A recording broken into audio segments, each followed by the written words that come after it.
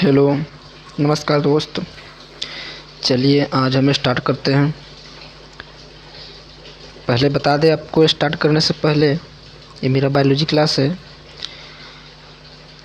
कि हमारे यहाँ पूर्ण कोर्स करने के लिए आप मेरे मोबाइल नंबर पर कनेक्ट कर सकते हैं, जो डिस्क्रिप्शन में आपको नंबर मिल जाएगा। और यहाँ पर भी हम बता दे रहे हैं, मेरा मोबाइल नंबर है, व्हाट्सएप नंबर है 62 0 34 087 31। तो आप व्हाट्सएप से जुड़िए और गूगल मीट के द्वारा जुड़िए और यूट्यूब के द्वारा जुड़िए और चैनल को सब्सक्राइब कीजिए, बेल आइकन को दबाइए और स्टडी को कंटिन्यू रखिए। आपके ऊपर हम मेहनत करेंगे और बेहतर रिजल्ट आप लाए, अच्छे रिजल्ट लाए, अच्छे मार्क्स लाए आप बोर्ड एग्ज़ाम में भी, और उसके बाद नीट का भी तैयारी कराए आपको। लेकिन सबसे पहले मेन फोकस 12th में रहता है, वो क्या रहता है, बोर्ड के ऊपर रहता है। बोर्ड में अच्छे से अच्छे मार्क्स आए तभी आप आगे कुछ कर सकते हैं, ठीक है। चलिए, तो पहले आप इसके पहले वाला वीडियो एक देख लीजिए और शुरू से वीडियो देखिए, तभी समझ में आएगा। हम बहुत इसे पढ़ा चुके हैं, तो आगे हम बढ़ते हैं, आगे से शुरू करते हैं। कहाँ तक पढ़ चुके हैं हम, तो इसलिए आप शुरू से वीडियो पहले देखिए, उसके बाद आप यहाँ पे आइए। हम पढ़ा दिए थे, यहाँ से पढ़ाना है हमें। देखिए,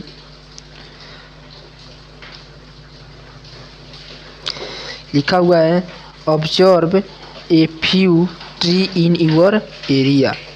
observe a few tree in your area.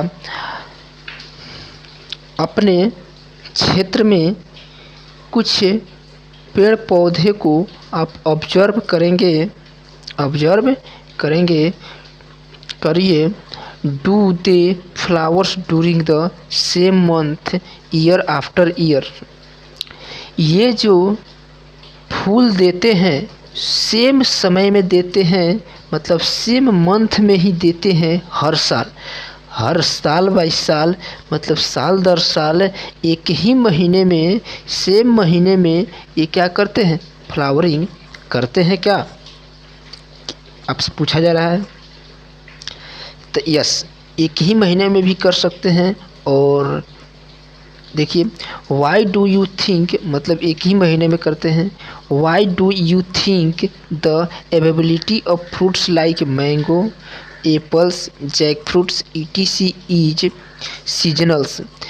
क्यों आप सोचते हैं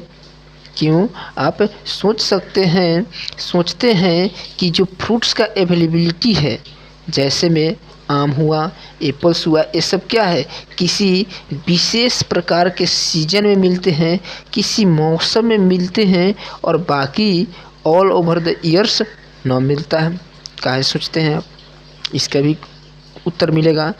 आगे लिखा हुआ है, are there some plants that flowers throughout the years and some others that show seasonal flowerings. क्या ये कुछ पौधे जो होते हैं वो फ्लावरिंग करते हैं पूरे साल, और कुछ जो है किसी विशेष सीजन में सीजनल फ्लावरिंग को शो करते हैं, मतलब दिखाते हैं। तो मतलब आपसे पूछा जा रहा है कि क्या कुछ पौधे हैं जो पूरे साल तक फ्लावरिंग करते हैं, और कुछ पौधे जो है कुछ अदर पौधे हैं, जो अन्य पौधे हैं, वह सीजनल, मतलब किसी विशेष प्रकार के मौसम में ही वो फ्लावरिंग करते हैं, ठीक है। तो क्या है, पहला है ऑब्जर्व ए फ्यू, मतलब आपसे पूछा गया है कि हर साल सेम मंथ में ही फ्लावरिंग करता है, ठीक है। जिसके कारण सेम मंथ में फ्लावरिंग होता है, इसका मतलब है वो क्या है, सीजनल ब्रीडर्स है, मतलब किसी विशेष प्रकार के सीजन में ही फ्लावरिंग हो रहा है। और आप जानते हैं कि मैंगो, एप्पल्स है, ये सब क्या है, फ्रूट्स है जो किसी विशेष प्रकार के मौसम में मिलते हैं, हमेशा हमें नहीं मिल पाता है। और कुछ ऐसे पौधे होते हैं जो पूरे साल तक फूल देते रहते हैं, जिसे हम देहात में एक बढ़िया भाषा में जानते हैं कि बरमसिया फल है। बरमसिया मतलब 12 माह तक ये फ्लावरिंग करता है, फल देता है। और कुछ जो है सीजनल्स है, जिसको हम बोलते हैं क्या, ये किसी विशेष मौसम में ही फल मिलता है।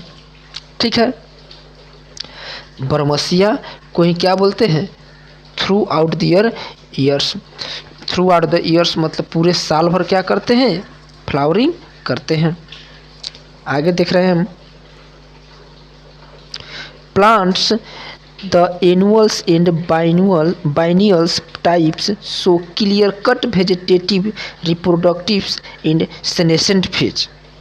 देखिए, प्लांट्स जो एनुअल्स मतलब वार्षिक, बाइनियल्स मतलब द्विवार्षिक, बाइनियल मतलब द्विवार्षिक, एनुअल मतलब वार्षिक, मतलब जो एक वर्ष में अपना लाइफ साइकिल कंप्लीट कर ले उसे क्या बोलेंगे, वार्षिक बोलेंगे, उसे क्या बोलेंगे, वार्षिक। और वैसे प्लांट्स जो अपने लाइफ साइकिल मतलब जीवन चक्र को 2 वर्ष में कंप्लीट करे, पूर्ण करे, उसे क्या बोलते हैं, बाइनियल्स बोलते हैं। क्या बोलते हैं, बाइनियल्स बोलते हैं। तो यहाँ पे जो एनुअल्स मतलब वार्षिक और द्विवार्षिक होता है, उनमें वेजिटेटिव फेज, रिप्रोडक्टिव फेज और सेनेसेंट फेज क्लियर कट मतलब साफ साफ दिखाई देता है, स्पष्ट रूप से दिखाई देता है। परंतु but in the perennials species it is very difficult to clearly define these phase। लेकिन जो बहुवार्षिक जाति के प्लांट्स होते हैं उनमें कठिनाइयाँ का सामना करना पड़ता है। काहे के लिए, ये वेजिटेटिव फेज, रिप्रोडक्टिव फेज और सेनेसेंट फेज को देखने के लिए। वेजिटेटिव फेज, रिप्रोडक्टिव फेज और सेनेसेंट फेज क्या होता है, वेजिटेटिव फेज जो हम पहले पढ़ चुके हैं, जुवेनाइल फेज या वेजिटेटिव फेज मतलब रिप्रोडक्शन शुरू होने से पहले का अवस्था। जिस भी जीव में रिप्रोडक्शन शुरू होने से पहले का अवस्था को क्या कहते हैं, वेजिटेटिव फेज। और रिप्रोडक्टिव फेज जिसमें जीव क्या करता है, जनन करता है, अपनी संतान की उत्पत्ति करता है। उसके बाद सेनेसेंट फेज, इसको वृद्ध अवस्था भी बोलते हैं, मतलब जिसमें क्या जीव बूढ़ा हो जाता है। ठीक है, आगे हैं, a few plants exhibit unusual flowering phenomenon. देखिए, कुछ प्लांट्स ऐसे होते हैं जो अनयूजुअल फ्लावरिंग फिनोमेनन्स घटना को दिखाते हैं। जैसे इनमें देखना है, आगे देखिए क्या है, कौन कौन से हैं जो अनयूजुअल फ्लावरिंग घटना को दिखाते हैं। देखिए यहाँ पे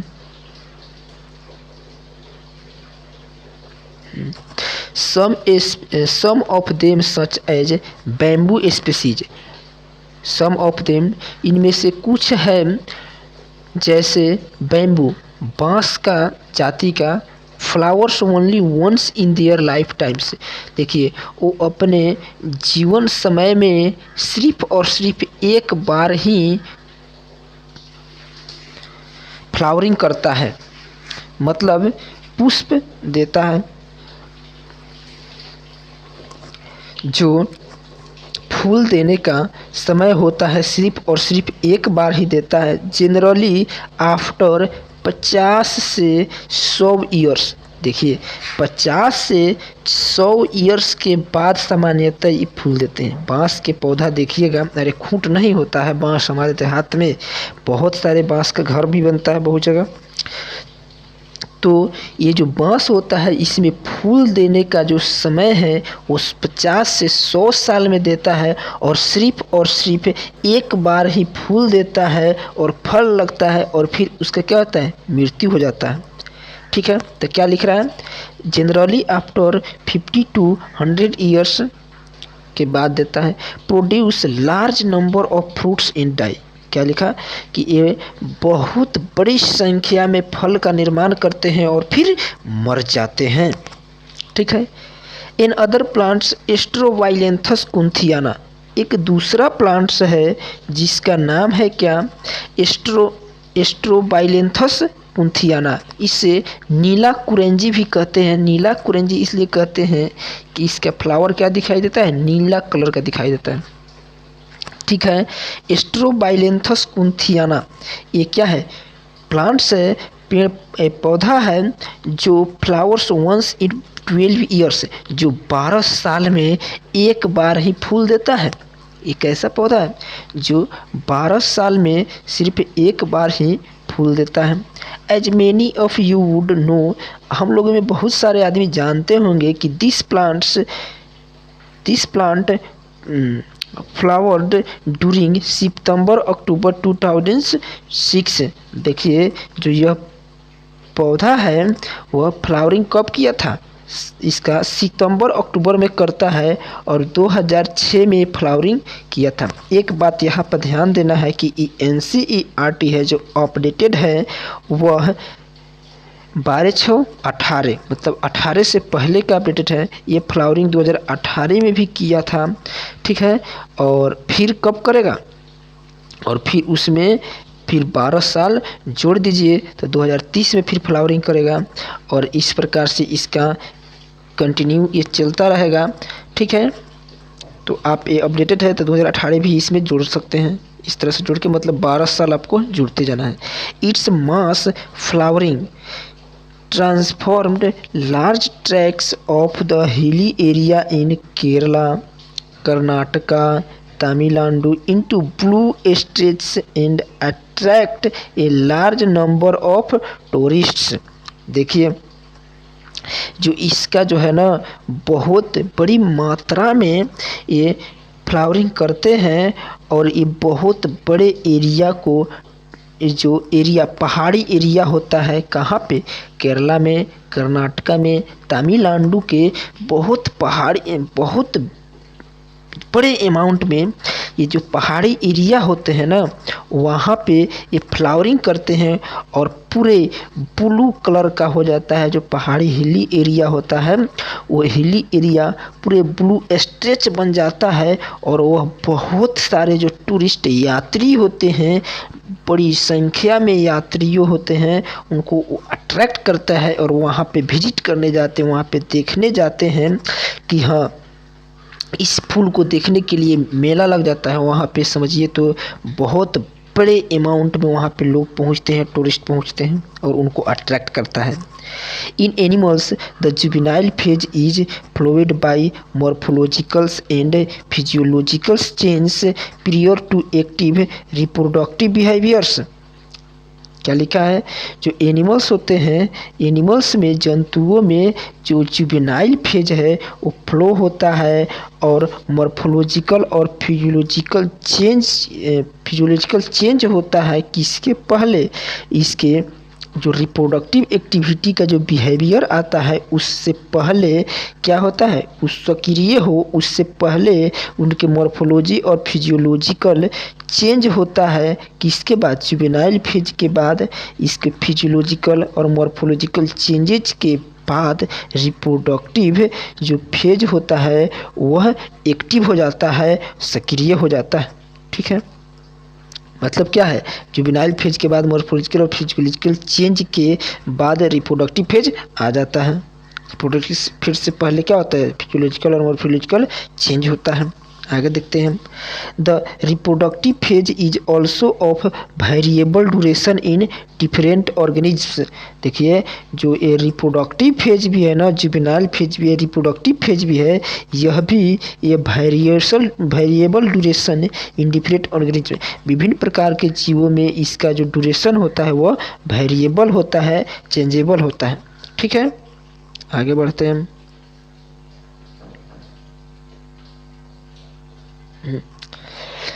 Can you list the changes seen in human beings that are indicative of reproductive maturity?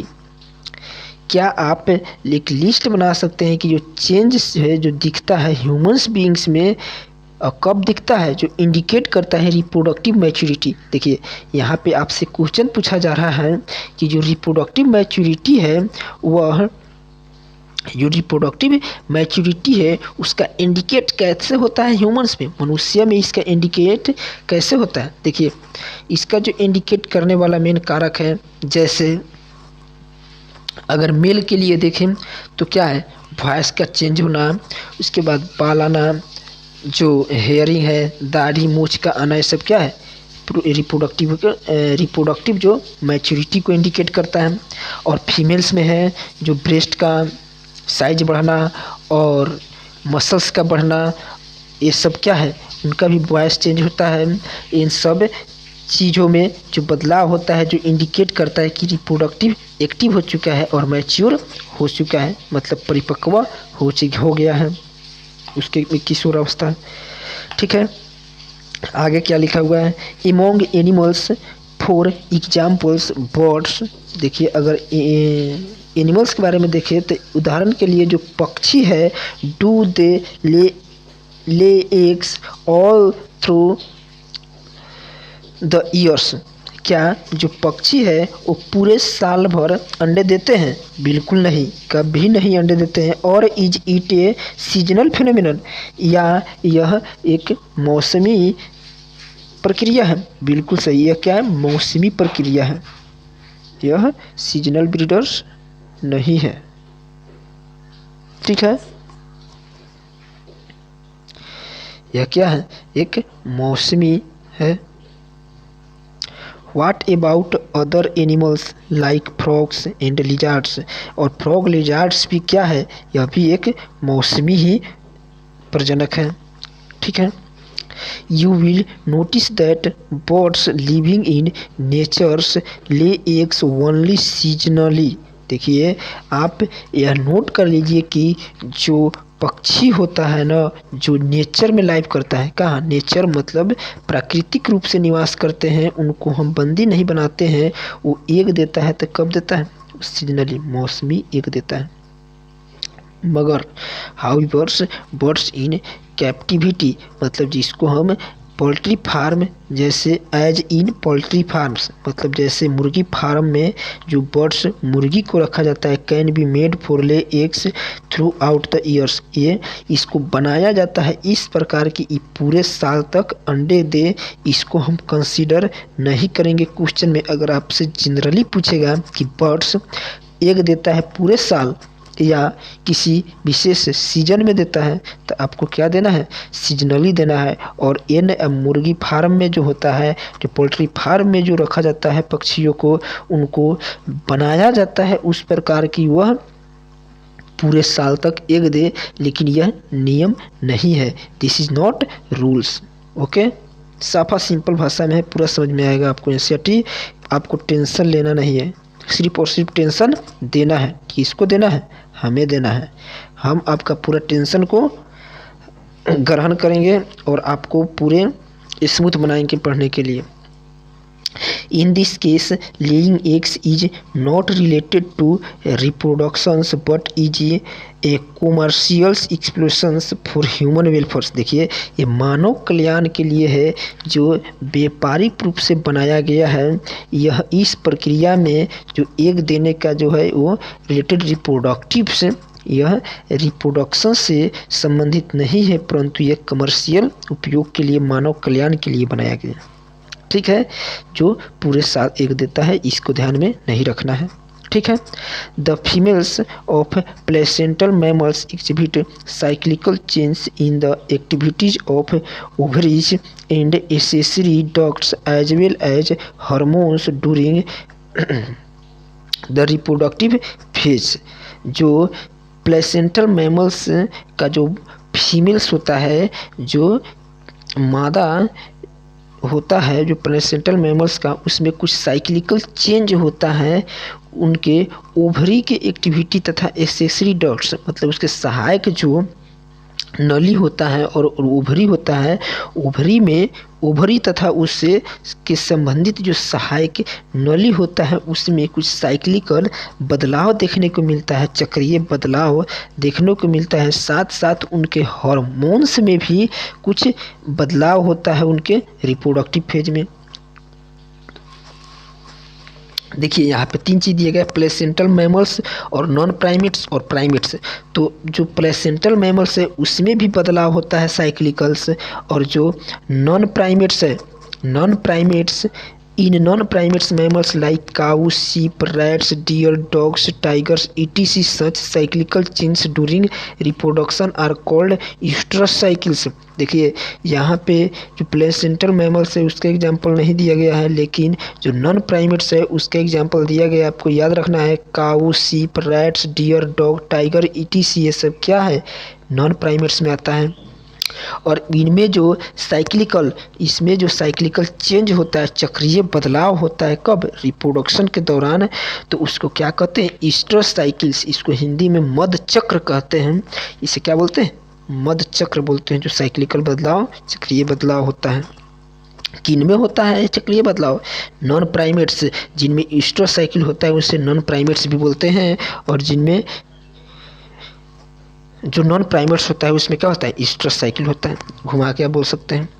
Where as in primates, जबकि प्राइमेट्स जो है, प्राइमेट्स के अंदर 3 जाति का नाम दिया गया, जैसे मंकी है, एप्स है और ह्यूमंस है।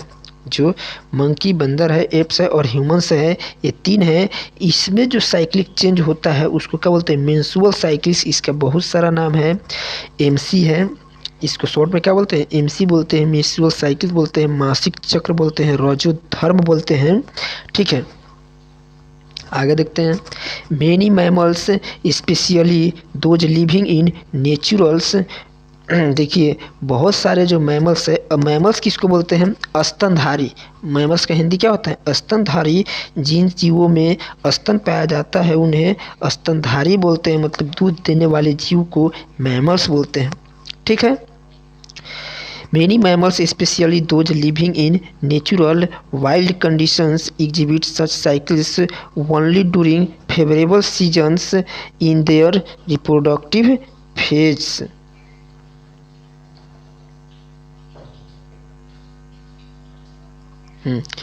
Many mammals, especially those living in natural wild conditions, जो बहुत सारे मैमल्स स्तनधारी है जो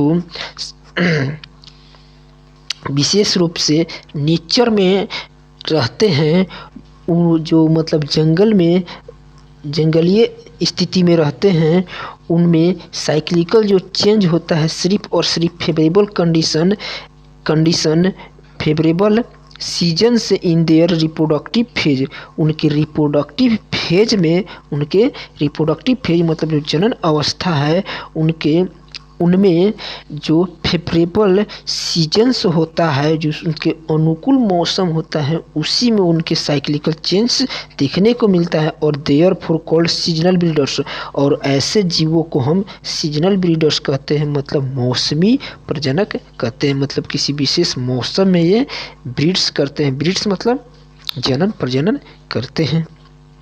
मतलब समझ में आ जाए, जो नेचर में रहने वाले जीव है वैसे जो नेचर में रहता है वो क्या होगा, विल्ड कंडीशन, मतलब जो जंगली जीवों है वैसे कंडीशन में जो रहते हैं वह सिर्फ और सिर्फ उनके अनुकूल कंडीशन, अनुकूल मौसम होगा, उसी में वह अपने चेंजेस को दिखाता है, जो चक्रीय बदलाव होता है वो दिखाता है और फिर रिप्रोडक्शन की प्रक्रिया को एक्टिव करता है।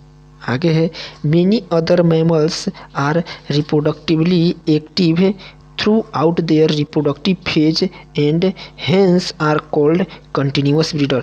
बहुत सारे मैमल्स है जो रिप्रोडक्टिव जनन रूप से एक्टिव होता है, सक्रिय रहता है, throughout their reproductive phase, वो अपने जनन अवस्था के पूरे अवस्था में ही क्या होता है, एक्टिव रहता है। ठीक है, और इसको क्या कहते हैं, कंटिन्यूअस ब्रीडर्स बोलते हैं, मतलब सतत प्रजनक होते हैं जो कंटिन्यू ब्रीडिंग करते रहता है, इनमें कोई बदलाव मतलब कोई एक गैपिंग न देखने को मिलता है। ठीक है,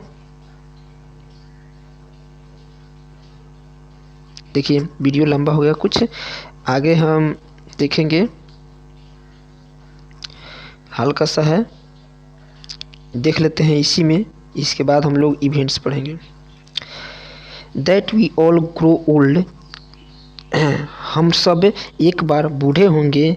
इफ़ वी लाइव लॉन्ग इनफ्स, जब हम पर्याप्त लंबे समय तक जीवित रह लेंगे तो क्या होंगे, बूढ़े होंगे। Is something that we recognise, हम कुछ प्राप्त करेंगे। क्या प्राप्त करेंगे, ओल्ड एज, बुढ़ापा प्राप्त करेंगे। But what is meant by growing old, मतलब परंतु क्या मतलब होता है वृद्ध का, मतलब बुढ़ापा का क्या मतलब होता है। The end of reproductive phase can be considered as one of the parameters of senescent old age। देखिए, जब रिप्रोडक्टिव फेज का अंत होता है तो यह कंसीडर किया जाता है, कैसे, यह पैरामीटर को कंसीडर किया जाता है जैसे ये सेनेसेंट फेज है, मतलब ओल्ड एज है।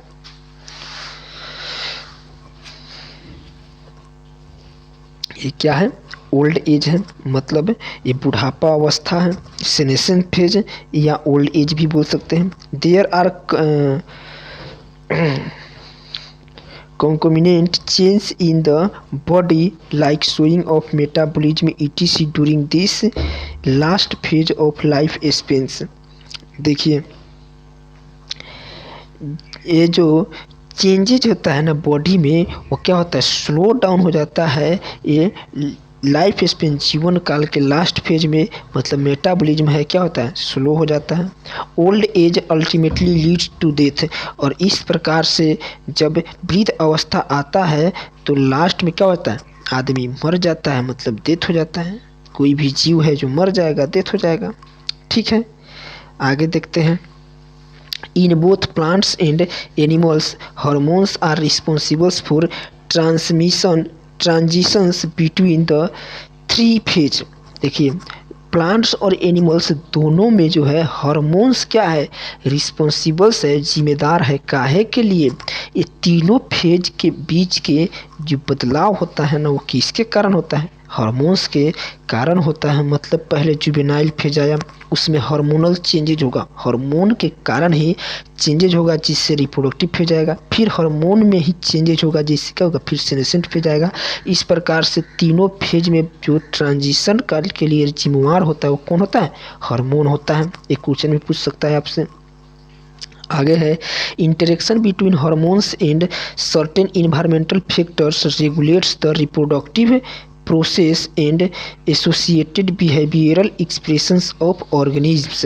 देखिए जो हार्मोन्स तथा कुछ उसके इन्वायरमेंटल फैक्टर्स होता है, हार्मोन्स है हमारे शरीर के अंदर और इन्वायरमेंटल फैक्टर्स है, ये दोनों मिल कर के, ये दोनों के बीच के जो इंटरेक्शन है, मतलब जो दोनों के बीच के जो फैक्टर्स हैं वही क्या करता है, रेगुलेट करता है, वही नियंत्रण करता है रिप्रोडक्टिव प्रक्रिया को, और इससे संबंधित जो बिहेवियरल एक्सप्रेशन है, ये जीव के बिहेवियरल एक्सप्रेशन को क्या करता है, कंट्रोल करता है। चलिए इतना ही।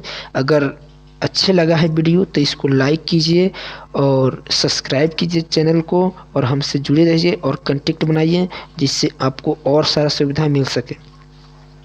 ठीक है, आगे देखते हैं नेक्स्ट वीडियो में, बाकी पढ़ेंगे। रहने दीजिए, थैंक्स।